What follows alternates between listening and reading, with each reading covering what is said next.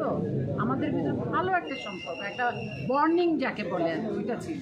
এখন তো কাজ নাই, এখন নায়িকারা আসে কোথা দিয়ে যায়, দেখিও না, কাউকে চিনিও না ভালো করে, খালি দেখি ছবি যে হ্যাঁ ওই নায়িকা এই কাজটা করেছে, এটুকু। Thank you. এখন তো শিল্পীরা তো এখন দেখছি বিভিন্ন দলাদলি, একটার পর একটা সংগঠন, একটার পর একটা রাজনীতি, প্রেক্ষাপট সব কিছু মিলে আসলে শিল্পীরা এই যে দলাদলি রাজনীতির ভিতরে ঢুকে গেলেন কেন? শিল্পীরা এই জায়গা থেকে কবে বের হতে পারবেন? শিল্পীরা বের হতে পারবে যদি আগের মতো যদি কাজ হয়। আমার মনে হয় সম্ভব যদি কাজের মধ্যে ঢুকে যায়। আমি যখন কাজের মধ্যে ঢুকে যাব, বিজি হয়ে যাব, তখন আমার বাইরের দিকে আর নজর থাকবে না। আমি তখন রাজনীতিও করতে আসবো না, কোনো দলাদলিও করতে আসবো না। আমার তখন মাথার মধ্যে, ব্রেনের মধ্যে থাকবে আমার কাজ, আমার কাজটা আগে, আমাকে কাজ করতে হবে, এটাই হলো আসলে, আর কিছু না।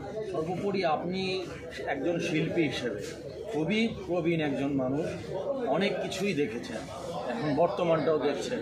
এটা এখন যে বর্তমানটা আমরা খুবই হতাশাজনক। আপনি কি হতাশার কোনো চিহ্ন পাচ্ছেন কি? অবশ্যই হতাশার মধ্যে আছি, চিহ্ন পাবো কি? হতাশার মধ্যে তো আমরা পড়ে আছি। আমাদের লাইফটাই তখন হতাশা হয়ে গেছে। ভবিষ্যতে কি হবে, আমরা কি আদৌ কাজ করতে পারবো কি না পারবো না। আমাদের এই শিল্পী মানে সমিতি আর কি, এটা শিল্পী সমিতিতে আসি, এখানে কি আসলে কাজ হবে? ডাইরেক্টররা কি কাজ করবে? প্রডিউসাররা কি করবে? আমরা এই চিন্তায় তো আছি।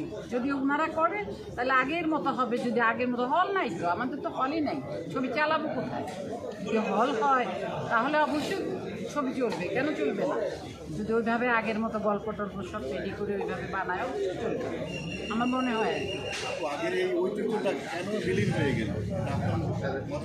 এইটা আসলে আমিও নিজেও বলতে পারবো না কেন এইভাবে বিলীন হয়ে গেল।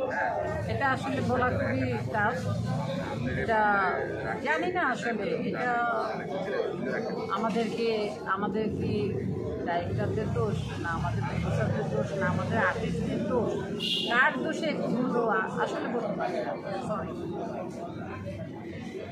আচ্ছা, নতুন করে যে ফরমটা আজকে তৈরি হলো, আসলে নতুন কোনো কাজ নিয়ে এখন আমি নতুন কোনো কাজ করতেছি না। ইনশাল্লাহ আমার 2টা ছবি শিগগিরই হবে, মনে হয় এবছর না হলে আগামী বছর 1 থেকে শুরু হবে।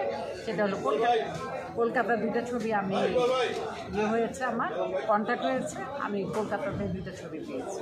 আমি কলকাতায় শুরু করবো, জানুয়ারি 1 জানুয়ারি থেকে শুরু হবে আমার, এটাই আর কি। এখন বাংলাদেশে যদি হয় অবশ্যই করবো না কেন? এখানে তো আমার সব, তাই না? এখান থেকে শুরু, এখানে শেষ করতে চাই। ওকে।